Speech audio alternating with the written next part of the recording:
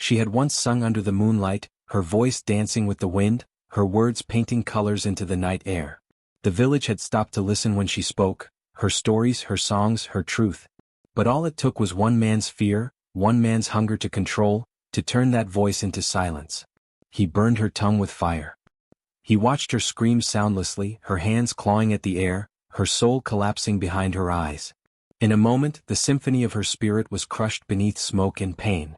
From that day, no one heard her speak again. Not with words. Not with breath.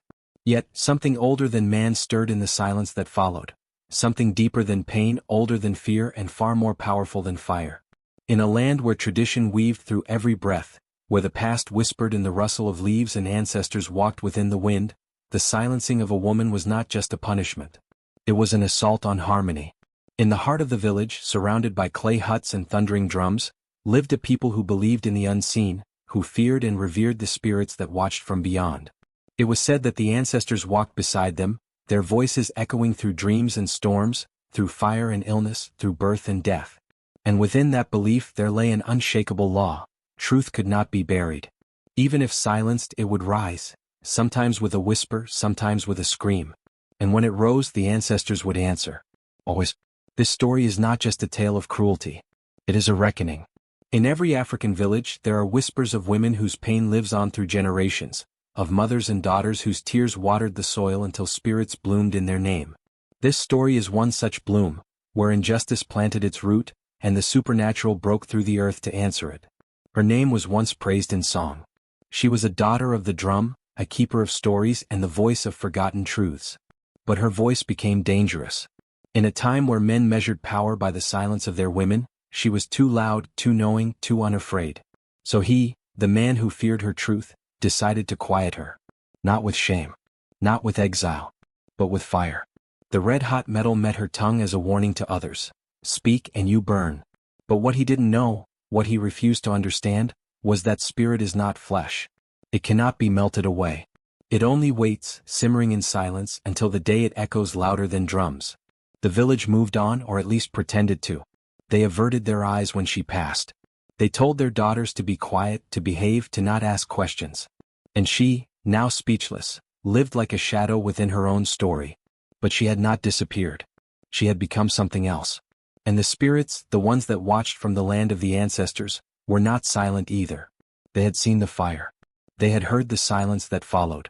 And in that silence they began to stir. This is a story rooted in justice, the kind not carried out in human courts, but in sacred ones where ancestors speak through wind and flame. It is a story of silence, not as submission but as a powerful bridge to something deeper. A woman silenced with fire. A village that looked away. A spirit world that did not. It is a reminder that no voice is ever truly lost. That pain does not disappear into nothingness. It waits. It learns. It grows teeth. In many cultures across the African continent, the belief in ancestral justice is more than folklore. It is a lived reality. When a wrong goes unanswered, the spirits rise. When the truth is hidden, it returns, sometimes in dreams, sometimes in illness, sometimes in the cries of children born carrying the memory. Our ancestors are not quiet. They are patient. They wait for the right time, the right vessel, the right sound. As this story unfolds, you will feel the heat of that fire, the chill of that silence, and the thunder of the justice that follows. You will walk beside her, this woman without a tongue but not without a voice. You will see the cruelty, yes. But you will also witness something far more powerful, the resurrection of truth. And so we ask you, those who hear this tale, to listen with more than your ears. Listen with your bones. With your breath. With your memory. Have you ever felt injustice go unanswered?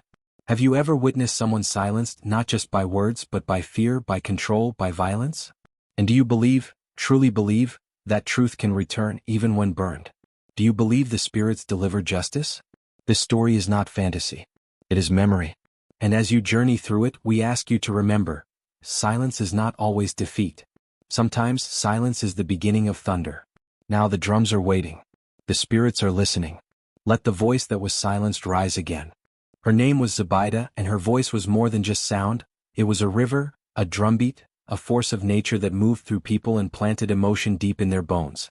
When she sang, children stopped their games. Elders paused mid-conversation. Even the birds in the baobab trees seemed to grow still. Her voice wove through the village like silk, and wherever it touched, it left traces of wonder. Born under a blood moon to a mother who passed away giving birth, Zobeida came into the world wrapped in mystery and sorrow. The old women in the village whispered that a spirit had followed her into the world, that her cry at birth echoed like thunder not just in the physical realm, but in the ancestral plane as well. Her father, a humble drum maker named Ma, raised her with love and reverence. He would say, "Zobeida, you are not just my child. You are a song the ancestors sent me." In her early years, Zobeida's life was full of color and laughter. The village of Nambol, nestled in the cradle of 3 hills and hugged by dense forest, was rich with tradition. It was a place where stories were currency and memory was passed down in rhythms and rhymes. Oral traditions were not merely entertainment, they were sacred. Through tales, songs, and proverbs, the wisdom of the ancestors remained alive. Zobeida learned fast. By age 5 she could recite all the ancestral legends. By 7 she began composing her own songs, weaving together proverbs with melodies that made even the hard-hearted soften. But it was her voice that set her apart. Not just its clarity or range, but the way it seemed to pierce into the soul of whoever listened. When she sang at village festivals, strangers wept. When she told stories at funerals, mourners felt as if their dead were hearing them from beyond. Zobeida did not just perform, she conjured. Her voice became the most powerful tool in Nambol, even more than the chief's staff or the warrior's spear. And in a world where power was a delicate thing, especially for a woman, this was dangerous. There was one man who saw this danger before anyone else. Chief Judgement. Once respected, the aging leader of Nambol had grown bitter with time, fearful of losing control. He watched Zobeida with sharp, calculating eyes. At first, he praised her in public, smiling whenever she sang at the village square, inviting her to perform during gatherings. But behind closed doors, he whispered to his advisors, "She stirs them too deeply. She makes them feel too much. One day she will make them feel enough to defy me." But Zobeida never intended rebellion. Her art was born of truth. And truth, as it always does, offends the insecure. Trouble began when she composed a song about injustice. It was subtle yet piercing, a story about a lion who disguised itself as a wise elder, deceiving the forest creatures while devouring their young. The villagers were moved. They clapped and hummed and requested the song again. But Chief Jadedo's face remained still. His fingers clenched the arms of his throne. Weeks passed. Zobeida continued to sing, continued to stir hearts. She began gathering with other young women, teaching them songs that spoke of dignity, tradition, and strength. Slowly, a movement of thought began to rise. Not a rebellion, yet, but a murmuring. And the chief, used to unquestioned authority, could smell the shift in the wind. Then came the betrayal. His plan was simple yet cruel. He would not silence Zobeida himself, not directly. That would turn the people against him. Instead, he would use someone closer to her. Someone she loved. Someone she trusted. Ibrahim. He was Zobeida's husband, a quiet man from a distant village. He had arrived 3 years earlier, full of charm and respect. He praised Zobeida's voice, claimed her songs gave him strength. They married in a quiet ceremony beneath the moon, and for a while, Zobeida believed she had found a safe harbor. But Ibrahim was not who he claimed to be. Chief Jadado had brought him in, promised him land and livestock if he could break the singer's spirit without raising suspicion. At first, Ibrahim simply discouraged her performances. He said she was too tired, that her songs attracted envy. He began withdrawing affection. When Zobeida sang, he left the room. When she smiled, he frowned. Still, she held on to hope, until the day he accused her of witchcraft. "She speaks with the wind," he cried before the council. "Her voice is unnatural. It controls the people. It is not of this world." In the silence that followed, Zobeida looked into his eyes. She saw no fear, no confusion. Only calculation. He was not possessed. He was not afraid. He was loyal, to power not love. Chief Jadado seized the moment. "There are rules," he said, standing in front of the gathered villagers. "Traditions. And even gifts from the spirits must have limits." There was no trial. Only a decision made behind closed doors, framed as protection for the village. Her punishment would not be exile or death. No. That would create a martyr. Instead they chose something worse. She was brought to the square at dawn. Bound. Gagged. And in front of a horrified crowd, a red-hot iron rod was pressed to her tongue. The scream she made was not heard. But the silence that followed lasted for years. Afterward she did not cry, not where anyone could see. She did not beg. She simply walked, wounded and broken, into the shadows of her own life. A voice once worshipped was now mute. A presence once welcomed became invisible. People whispered. Some said she had been punished for challenging authority. Others said she had flown too close to the spirits. A few dared to say nothing at all, afraid perhaps that they might be next. Zobeida meanwhile remained. She cooked. She fetched water. She mended clothes. She smiled a little too softly. But deep inside something still burned. Not rage. Not vengeance. Something older. The villagers believed she had been silenced. But she knew the truth. Her voice had merely gone elsewhere. Into the wind. Into the ground. Into the ancestors. And somewhere, far beyond the reach of men, those ancestors had heard. They had listened. And they were waiting. The air was thick with tension as Zobeida stood before him, her hands trembling, her chest tight with the weight of the truth she could no longer keep to herself. Her voice, once a symbol of power in the village, had become a threat. It was not merely her singing that had disturbed him, nor the way she captivated the villagers with her stories. No, it was her words. Words that spoke of injustices hidden behind closed doors. Words that challenged his authority, his control over their lives, and exposed his lies. He, the village elder, the man who wielded power with both charm and cruelty, had no tolerance for defiance. Her refusal to remain silent was a direct challenge to him, one he could not allow to stand. His pride and authority demanded retribution. And so, in the shadow of his hut, surrounded by the oppressive silence of the watching village, he passed his judgment. The fire was already crackling in the pit, the flames licking at the air as Zobeida was forced to kneel before him. The heat, once comforting and familiar, now felt like the breath of a dragon waiting to devour her spirit. The villagers gathered around, a quiet circle of passive witnesses, their eyes averted, their silence an unspoken agreement. They were complicit in her fate. They knew what he was about to do, and yet none moved, none spoke out. Fear gripped them all, an invisible chain that bound them to the status quo, to the tyrant they had long accepted as their leader. Her tongue. Her most prized gift. Her voice was the thread that connected her to the divine, the rhythm of her ancestors that flowed through her words. She had been born with a voice that carried the weight of generations, one that could heal, inspire, and expose truths that others wished to keep hidden. But this power, once her source of pride, had now become her undoing. The elder's eyes were cold, devoid of mercy. With a flick of his hand, his assistants approached her, the heat of the fire growing more intense. Zobeida could feel the burn before it even touched her, her body trembling, anticipating the pain that would come. She had already seen it in her nightmares, the visions that haunted her sleep. She had felt the heat in her veins, the molten lava of fear consuming her heart. The elder muttered a few words in the ancient tongue, a prayer or a curse, and then the moment came. One of his men seized her by the hair, pulling her head back, exposing her delicate, trembling tongue. With a sickening crack, the burning metal was pressed against her mouth. She screamed, the sound muffled and raw, her lips blistering as the hot iron scorched the tender flesh. The smell of burning skin filled the air, mingling with the smoke of the fire. She fought to hold on to herself, to stay grounded, but the pain was overwhelming. It was as if the very essence of who she was, her voice, was being torn away.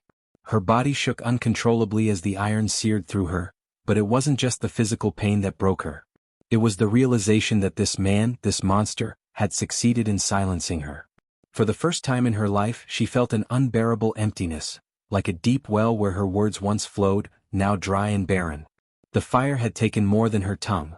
It had stolen her sense of self, her power, and the gift that had made her who she was. When the iron was finally removed, leaving her with raw, charred flesh, Zobeida collapsed to the ground. Her face, now stained with tears, was a mask of agony. The world around her seemed to fall into an eerie stillness. The fire crackled in the background, but she could no longer hear the flames. All she could hear was the pounding of her own heart, the hollow ache in her chest, and the deafening silence that had replaced her once joyous voice. The villagers who had once admired her, now turned away in shame. Some feigned indifference, others glanced nervously at one another, but none dared to speak out.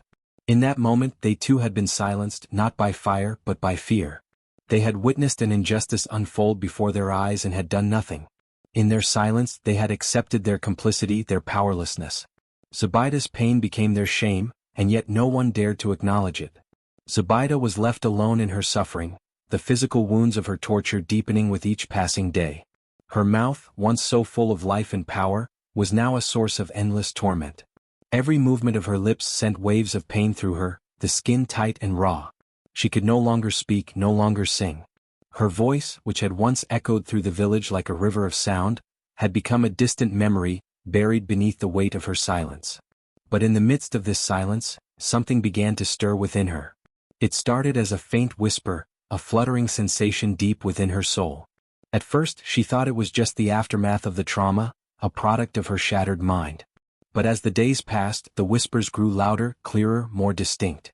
She could hear them in the wind, in the rustling of the leaves, in the crackling of the fire that had once burned her. It was the voices of her ancestors, calling to her from beyond the veil. In her silence, Zobeida began to sense the presence of the spirits. They were not distant or cold, but warm and familiar, as if they had always been with her. The spirits were not angry or vengeful. They were patient, waiting for the right moment to awaken her. And in that moment of suffering, when her tongue had been stolen and her spirit broken, the spirits reached out to her, offering solace, strength, and a connection that went beyond the physical world. As the days turned into weeks, Zobeida began to understand that her silence was not a curse, it was a blessing. She could no longer speak with her mouth, but she could speak with her spirit.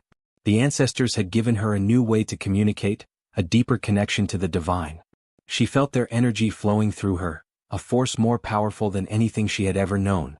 It was as if the fire that had burned her had also burned away the limitations of her flesh, revealing something greater within her, something that could not be silenced. And so, in her silence, Zobeida found her voice. It was no longer bound to her tongue, no longer subject to the laws of man. Her truth began to echo in the winds, in the rustling of the trees, in the beating of the drums. The pain she had endured became the source of her strength, and with each passing day, the spirits grew stronger within her. She had been silenced by fire, but in the silence she found the power to speak louder than ever before. The villagers, once complicit in her suffering, now watched in awe as Zobeida's presence began to transform. Her silence became her weapon, her connection to the ancestors a source of unshakable power. They could no longer ignore her, for she had become a living testament to the truth that could not be extinguished. Though her voice had been stolen from her, she had become the voice of the ancestors, the voice of the voiceless, the voice of justice that could not be denied. Zobeida's journey had only just begun, but the spirits had already marked her as their chosen one. Her silence, once a symbol of her suffering, would soon become the herald of her rebirth, a force that would change the village forever. Zobeida had not spoken a word in nearly a year. Her tongue, once the gateway to entire worlds, was now a burned scar hidden behind closed lips. Her voice, the gift that had stirred the soul of the village, was lost, at least to the ears of those who dwelled in the waking world. But silence, Zobeida would come to learn, is not the absence of power. It is often its beginning. At first, the silence swallowed her. She moved like a ghost through the village, her once adoring audience now unable to meet her eyes. Some whispered behind their hands. Others glanced away in guilt. But Zobeida did not ask for pity. She took each day as it came, waking, cleaning, cooking, walking the dusty footpaths of Nambo with a woven basket on her head and pain stitched behind her ribs. But something was changing. The air began to feel different. Heavy in ways that didn't match the weather. She would pause mid-task, hearing the distant echo of drums, soft, rhythmic, coming from no visible place. At first she thought it was her memory playing cruel tricks. But the drums grew clearer, layered with the deep humming of voices, male and female, ancient and ageless. Not songs of mourning. Songs of summoning. One night, while alone beneath the mango tree where her father used to carve drums, she felt a sudden chill crawl down her spine. The wind shifted, and the air smelled of kola nuts and smoke. Then she saw her. A tall, veiled figure in the distance. A woman dressed in layers of red and white cloth, with beads that rattled gently like rain when she moved. Her face was obscured by shadows, but her eyes glowed softly like embers. Zobeida didn't run. Somehow she knew she was not in danger. The woman raised a hand and pointed to the hill beyond the village, the place known as Oroibie, the resting place of the forgotten mothers. No one visited that hill anymore. Not since the drought, when people began to fear the spirits instead of honor them. Zobeida blinked and the woman vanished. But the scent lingered. The vision did not fade like a dream. It burned like a calling. The next day she went to the hill. It was no easy walk. The sun beat down harshly, the path narrow and winding. Her legs trembled as she climbed. But something pulled her forward. A force deeper than pain, deeper than exhaustion. When she reached the top, the world fell silent. The hill was small but sacred. A clearing stood at its heart, marked by a circle of flat stones and a single ancient drum resting in the shade of a tree. Moss grew over it. Ants marched across its face. But the moment Zobeida touched it, something changed. A jolt ran through her palm. Her eyes rolled back. Her knees gave way. She fell but did not feel the ground. In that moment she was no longer on the hill. She stood in a vast plain under a sky of fire and stars. All around her were women, tall, strong, some with faces she recognized from old carvings and childhood dreams. They encircled her, humming the same rhythm she had heard in her visions. One stepped forward. She was radiant, her skin like polished ebony, her voice a thunderous whisper that spoke directly into Zobeida's mind. "Daughter," she said, "they took your voice, but they cannot take your truth." Tears streamed down Zobeida's cheeks. She tried to reply, but her burnt tongue pulsed with pain and no sound emerged. The woman raised a hand. "You no longer need the tongue of flesh. You carry the tongue of spirit now." The circle of women moved closer. One placed her hands over Zobeida's heart. Another touched her forehead. Another pressed a palm to her scarred mouth. As their hands moved, the humming grew louder, shaking the sky, rippling through her bones. "You were born to awaken," they chanted. "To remind. To restore." When Zobeida awoke, she was back on the hill, her head resting against the sacred drum. The sun was setting. Her body ached, but her soul felt full. From that day forward she was not the same. She began to dream every night, vivid dreams of fire, wind, water, and stars. She saw herself dancing in sacred circles. She heard her own voice rising, not from her throat, but from the hearts of those who heard her in their dreams. She started to draw symbols on the ground. At first unconsciously, circles, spirals, shapes her fingers traced in dust and clay. Later she realized they were signs. Ancestral language. Spirit code. Children began to follow her. They said she made them feel warm inside. That when they touched her hand, they heard stories in their minds. Elders who once turned away began to lower their eyes in respect. Some brought her offerings of kola and yam, laying them near her compound in quiet reverence. Her husband, Ibrahim, stayed away. Fear clouded his eyes whenever he caught sight of her. The chief said nothing publicly, but she knew his sleep was no longer peaceful. The spirits had returned to her, and through her they were watching. She no longer needed to speak. When she sat beneath the mango tree and closed her eyes, people gathered. They sat in silence, and yet somehow stories flowed. Thoughts moved. Visions passed from heart to heart. She had become a living conduit. Some called her a witch. Others called her a priestess. But Zobeida knew she was neither. She was simply awake. One afternoon an old woman arrived at her door. She was stooped with age, her back curved like a bow, and her eyes clouded with cataracts. Yet she walked with a certainty that defied time. In her hand was a gourd, sealed with black wax. "This," she whispered, "was your grandmother's. Hidden when they feared her power." Zobeida took the gourd. The moment her fingers wrapped around it, the air trembled. The old woman smiled. "You are not alone. We are many. And we are ready." Inside the gourd was a powder, black as night, fine as ash. When Zobeida touched it, she saw flames. Not destructive ones. Cleansing ones. The kind that burn lies to reveal truth. It was a sign. A tool. A promise. She began preparing. Not for war but for revelation. The spirits were gathering. Justice, long dormant, stirred beneath the earth. And when Judgment Day came, her voice, though unseen, would echo louder than any drum. The sky on the Day of Judgment was a strange color, neither gray nor blue, but the kind of heavy hue that warned of more than weather. Something ancient stirred in the wind, something older than words. The village of Namble had not seen a gathering like this in many seasons. Word had spread far and wide.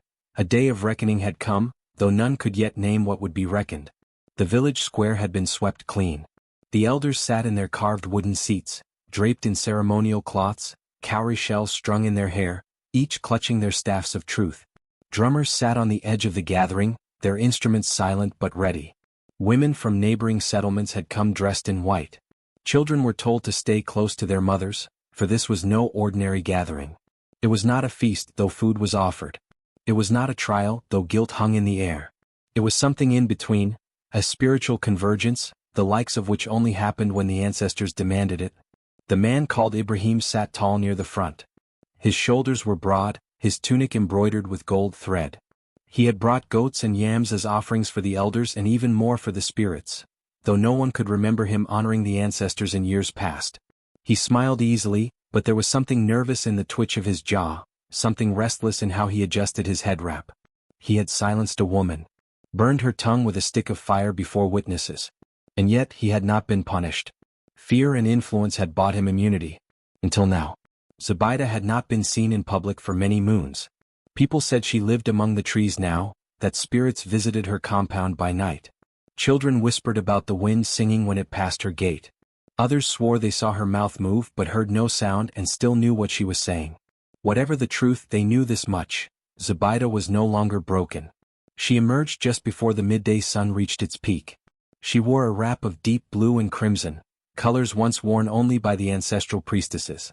Her head was uncovered, revealing a crown of tightly braided hair adorned with white beads that clicked like bones in the breeze. Around her neck was the gourd, sealed with black wax, tied with ancestral twine. In her hand she carried a drum. Not just any drum. The drum of Ianayasha, the one believed to carry the voices of the unavenged. It had not been seen in 2 generations. Most had thought it lost. But here it was, cradled in the arms of the woman who once couldn't speak. A hush fell over the crowd. Even the birds stopped chirping. The drummers looked to the lead elder, who nodded once. A deep, single beat echoed through the square. Zobeida walked slowly to the center. She did not bow to the elders, nor did she glance at Ibrahim. She placed the drum before her and sat behind it, facing the gathering with calm, steady eyes. Ibrahim rose, attempting to claim control. "My people," he began, voice smooth and loud, "this is not a day for superstition or emotional chaos. This woman you see, she is broken. I acted in discipline as our customs allowed." Her voice was a threat to order. She challenged male authority. A second drumbeat rang out. Louder. Deeper. And though Zobeida did not move her hands, the drum sang again. This time the sound did not stop. It grew. Layer by layer, rhythm upon rhythm, the beat expanded as if invisible hands joined the call. The ground itself began to vibrate. Dust lifted into the air. The hairs on every neck stood upright. Zobeida closed her eyes. From her mouth no sound came. But the drumbeat changed. It was no longer mere rhythm, it carried words. Not in any living language but in one felt in the bones. The sound told a story. Of betrayal. Of love turned cruel. Of power misused. Of fire meeting flesh and silence descending like a tomb. People began to weep. Elders leaned forward, their eyes wide. Children clutched at their mothers' skirts. The skies darkened, not with clouds but with the dense, charged energy of ancestral presence. And then the air cracked. A wind rushed through the square, circling Zobeida. Her beads flew outward. Her garment flared as if gripped by unseen hands. And though her lips still did not move, a voice, no, many voices, began to speak. "She is not silent," the voices said. "You only deafened yourselves." Ibrahim stumbled backward. The lead elder stood, his staff trembling in his hand. "This is not ordinary spirit work," he muttered. The voices continued. "She was chosen to sing the truths you feared. You burned her, but her words took root in the soil. Her pain lives in the trees, in the sky, in the bones of your ancestors." Thunder cracked. The drum lifted on its own. Spinning slowly in the air, it pulsed with light from within. From behind Zobeida, the veiled spirit woman appeared again, this time visible to all. She stood tall, regal, her eyes burning with fire that did not consume but revealed. "She is our mouthpiece," the spirit declared. "Through her, judgment will fall." Ibrahim tried to run. But the earth trembled. He fell to his knees, his eyes wide with horror as visions overtook him. He saw every lie he had told, every time he twisted truth, every woman's silence before Zobeida. The drumbeat did not stop. It pounded like a heart, louder than guilt, deeper than fear. Zobeida stood. She raised her arm, and though she did not speak, a cry rang through the heavens. A sound older than sorrow, sharper than justice. A voice of all who had been burned, buried, ignored. Then came silence. The drum fell still. The wind ceased. The spirit woman faded into smoke. Zobeida looked down at Ibrahim. Tears poured down his face.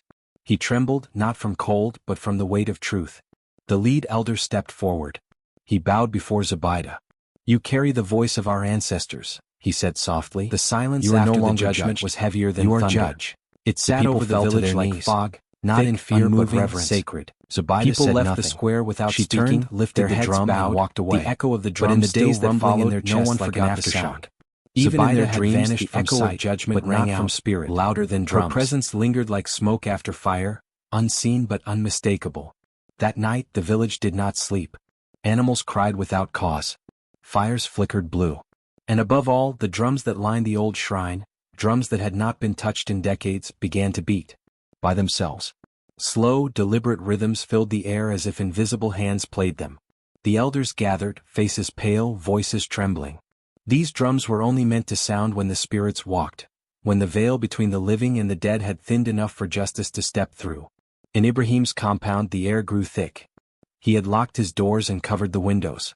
He had burned herbs and muttered chants to ward off spirits, but the wind crept through the cracks.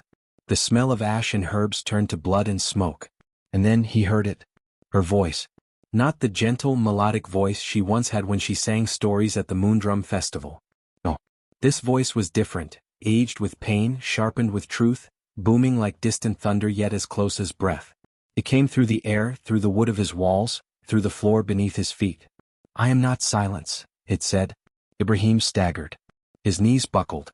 He fell to the floor, clutching his ears, but the voice was not in his ears. It was inside him. His heart pounded with every word, matching the beat of the ancestral drums outside.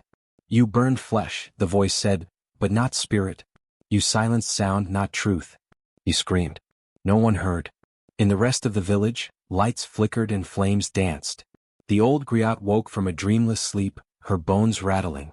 She stepped outside and saw them, spirits rising from the ground, their translucent forms shaped like smoke, glowing faintly with ancestral light. They were not angry. They were solemn. Purposeful. The drums were their voice now, and the drums told Zobaida's story. The story spread like wildfire. Everyone heard it, not through mouths or ears but through the soul. Every person, from the youngest child to the oldest elder, felt the weight of Zobaida's silence being lifted, transformed into voice. They saw visions. Visions of a young girl with songs in her heart, silenced by fear, burned by the pride of a man who could not bear the power of truth. They saw the moments leading up to the crime, the whispered conspiracies, the jealous glances, the cowards who turned away as Ibrahim struck. And they saw Zobaida's endurance. Her refusal to vanish. Her journey into spirit. Her communion with the ancestors. Her awakening. In the morning, the shrine's trees were found bowed low, their branches touching the earth as if in mourning or reverence. The sacred river ran red for a moment, then cleared as though cleansing generations of guilt. Birds sang melodies no one had heard before, harmonizing as if echoing Zobaida's soul song. And Ibrahim? He wandered. Barefoot, with wild eyes, hair unkempt, muttering to himself. Not mad, no, not exactly. He heard her everywhere. In the wind. In the fire. In the footsteps behind him that vanished when he turned. Every whisper was her name. Every shadow bore her shape. Zobaida never returned to her old home. She didn't need to. She had transcended. The people built her a new hut near the grove where she had first seen the spirit woman. They brought offerings, yam, kola nuts, beads, and left them at her door in silence. When she walked through the village, no one spoke. They simply placed their hands over their hearts and bowed their heads. They didn't call her Zobaida anymore. They called her Ekarueo, she who echoes joy, though joy had come through pain. But it wasn't only reverence. Truths began to surface. In her silence-turned voice, the spirits had unveiled more than just Ibrahim's crime. Other lies, hidden affairs, stolen lands, unjust verdicts, began to unravel. People confessed things they hadn't spoken in decades. Guilt bloomed like fire on dry grass. The village entered a period of spiritual cleansing. Elders called for purification rituals. Fasting and prayer became daily occurrences. Women who had long buried their pain came forward. Men who had committed silent cruelties wept in public. Zobaida's voice had not only echoed, it had shaken the very foundations of the community. But there was no wrath in her. When a young boy, no older than 10, approached her and asked, "Did it hurt when they burned you?" she only smiled gently and placed her hand over his heart. "This," she mouthed, "hurts more. But it also heals." The boy wept, not because he understood the pain but because he felt the power of her forgiveness. Ibrahim remained an outcast, not by decree but by the turning of the spirits. Every house he approached grew cold. Fires dimmed. Food spoiled. No matter where he went, he found only silence, and the echo of her voice. On the night of the harvest moon, the drums sounded again. But this time they beat with joy. The people gathered not to judge but to honor. They danced not for show but to remember. And Zobeide stood in the center, her drum in hand, not the old sacred drum, but one she had made herself, painted with symbols only the spirits could read. She did not need to sing. The drums did it for her. The wind carried her melody. The earth hummed her song. She had become the voice of the voiceless, the drumbeat of justice, the whisper in every silenced soul. The echo of her voice now lived in every hut, every ritual, every child born under the stars. Could not be burned, broken, or buried, because it was no longer hers alone. It belonged to the ancestors, to truth, to every woman, every man, every spirit who had ever been silenced. And in the years to come, when strangers asked the villagers, "Is it true that drums once spoke?" they would smile and nod. "They still do," they'd say. "If you've ever silenced someone unjustly, listen. Her voice will find you, louder than drums." The morning after the spirits had spoken through drums and dreams, the village awoke not with the chirping of birds but with an unsettling stillness. The very air seemed to hold its breath. People stepped out of their homes with caution, looking toward the shrine grove and the center of the compound where everything had changed. Zobeide had not spoken a word, not in the earthly sense. But her voice, now carried by the ancestors and echoed by nature itself, had already said everything. And now it was time for judgment. Ibrahim, the once feared chief's son, the self-proclaimed keeper of the village's laws, the man who had burned her tongue to silence her, had not slept. His eyes were hollow, bloodshot, haunted by visions that no one else could see. He had wandered all night, muttering her name, covering his ears in vain against a voice that refused to be shut out. He saw Zobeide everywhere, in the swaying trees, in the flicker of flames, in puddles and shadows. And always she was singing. Not with lips but with spirit. Her silent melody burrowed into the marrow of his bones. That morning, Ibrahim stumbled into the village square, his fine robes torn, his feet bleeding. The villagers gathered, forming a quiet circle, not out of curiosity, but because they knew this was the day the ancestors would speak judgment, not through counsel, not through punishment decreed by man, but through something far older. He fell to his knees in front of the baobab tree, the spiritual heart of the village. The elders arrived in silence. Women came carrying babies on their backs and children followed, barefoot and wide-eyed. Everyone had heard the drums. Everyone had felt the shift in power. Then Zobeide appeared. She did not walk as she once had, with the hesitant steps of someone broken. She moved with grace and quiet command. Her garments flowed like river water, adorned with shells and symbols that shimmered not just in light, but with ancestral energy. Her head was held high, her eyes calm, not vengeful but clear and filled with knowledge beyond the veil. Elders stepped back. Even the high priestess, who had once doubted Zobeide's worth, bowed low. A hush fell deeper than silence. Zobeide raised her hand. The wind stopped. And then it began. A sudden roar of wind swept through the village square, whirling around Ibrahim like a cyclone. He screamed, clutching his chest as if his very soul were being pulled out. The wind spoke, not in words but in memories. Images flickered like lightning. The day he silenced her, the jealousy in his heart, the moments he lied to elders, the nights he slept while she wept in pain. The spirits forced him to live her pain minute by minute. Every humiliation. Every scar. Every time she cried silently, hoping for death. He collapsed. And still it continued. He saw her lineage, saw the strength of her ancestors, the women who had spoken truth before her, who had healed, taught, resisted. He saw that he had not just hurt one woman, he had tried to erase generations of wisdom. And for that he would carry a curse. The earth beneath him cracked slightly. Smoke rose from where he knelt. The village could smell it, burned pride, crumbling ego, spiritual rot leaving the body. Zobeide did not move. She was the center of a spiritual storm. And then she spoke, not with her damaged tongue but with breath the ancestors lent her. He will carry his shame. Let him not die but live to serve. Let his hands now clean what he once stained. Let his eyes remain open to all he tried to unsee. Let his ears hear what he refused to listen to. And with that, the wind vanished. Ibrahim lay prostrate, sobbing, stripped of power, stripped of name. He was no longer the oppressor. He was the example. The story mothers would tell their children of what happens when you try to kill the truth. Zobeide turned. The people parted like the Red Sea. Not in fear but in awe. Some women wept openly.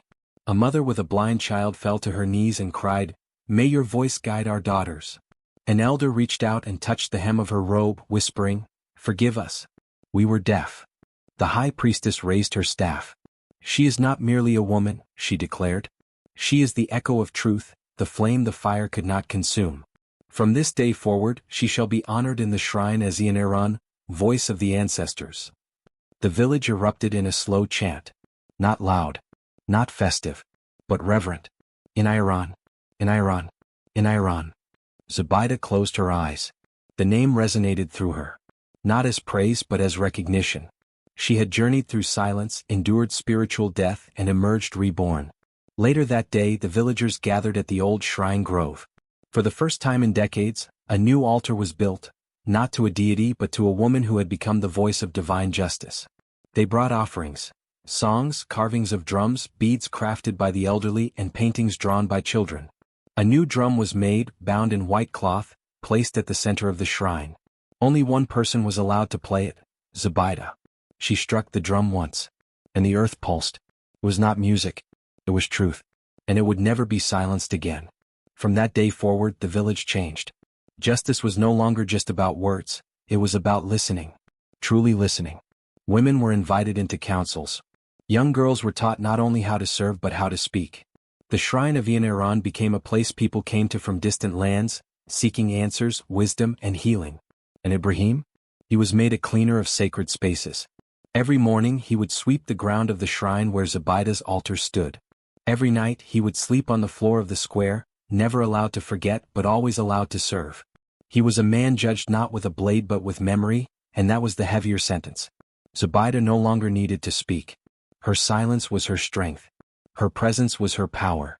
And when she did speak on rare nights beneath a full moon, her voice, raspy but full, would sing songs that made the trees bend, the stars pause, and the ancestors dance. The village, once cloaked in quiet corruption, now echoed with purpose. And through it all, Zobeida and Iran stood not just as a woman who had suffered, but as a living testament to the truth that no voice, no matter how deeply silenced, can be buried forever. The drum had spoken. Justice had answered. And her echo would live on.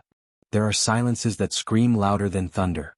There are wounds so deep that no medicine can touch them, but the spirit remembers. The story of Zobeida is not just a tale, it is a mirror held up to generations who have learned to endure in silence. Hers is a journey of agony and awakening, a testament to what lies beyond pain when the soul is bound not to flesh, but to truth. When her tongue was burned, it was not just a physical mutilation, it was a symbolic act meant to erase her, to cast her voice into oblivion. It was a message from the fearful to the fearless, that to speak out was to die, that to rise was to be broken. In many villages across time, stories like hers have quietly existed in the corners of whispered memories. A girl silenced, a woman dishonored, a truth buried. But the earth, like the ancestors, never forgets. Zobeida's voice did not vanish. It merely changed form. When her tongue could no longer move, the spirits took her words into the wind, the drum, the fire. Her agony became a message, her silence a roar. The man who thought he could extinguish her light failed to realize that some flames are not fed by air, they are fed by truth. And truth, no matter how deeply buried, finds a way to rise. In Zobeida's story we see the collision between cruelty and justice, not of man's court but of the ancestral realm. Her transformation from a voiceless victim to a spiritual beacon is not just miraculous, it is ancestral. It is rooted in the African understanding that the physical world is only part of the story. That the unseen, the spirit world, walks beside us, watches us, and when necessary, acts. Many of us were raised with such beliefs. That when justice is denied in this world, it is delivered in the next. That ancestors protect their own. That spirits do not forget those who are wronged, especially the innocent and the silenced. What is more haunting than Zobeida's pain is the fact that such stories still live in the shadows of many homes. How many women, girls, and even men have been forced to bury their truth under fear? How many have cried alone, unheard and unseen? How many are waiting for their own judgment day, not to punish but to be heard? Stories like this must be told, not just for entertainment but for remembrance. They are not only about suffering. They are about power, resilience, justice, and awakening. Zobeida's tale reminds us that the tongue is not the only instrument of truth. That when the voice is stripped away, the soul finds other ways to speak, through dreams, through ancestors, through storms and drums and the shifting gaze of an entire village. This is the power of storytelling in African traditions. Stories are not simply passed down for leisure. They are vessels. They carry warnings, wisdom, healing, and revelation. They remind us of who we were, who we are, and who we must become. The tale of Zobeida is not just a reflection of the past, it's a call to action in the present. To listen to the voiceless. To protect those whose truths are dangerous only because they disrupt the silence of injustice. Have you ever heard such a story in your family or village? A tale where someone tried to destroy a voice, only to find that the spirit was louder than the tongue? These aren't fairy tales. These are spiritual truths masked in narrative form. We tell them not just to remember but to heal. And to honor the spirits who intervene when all else fails. We live in a world where voices are still being burned, not always with fire but with shame, fear, and power. Yet Zobeida's story reminds us that no injustice lives forever. No oppression lasts endlessly. Eventually the ancestors rise. And when they do, they bring justice in ways no human hand can replicate. Sometimes justice is not loud. Sometimes it comes softly, in a drumbeat, in a dream, in the rustling of leaves under a sacred tree. Sometimes it comes through the presence of a woman who was once broken, now walking tall, not because she was given justice by others, but because the spirits restored her. Zobeida's silence was not the end, it was the beginning. The drum that played itself. The wind that spoke names.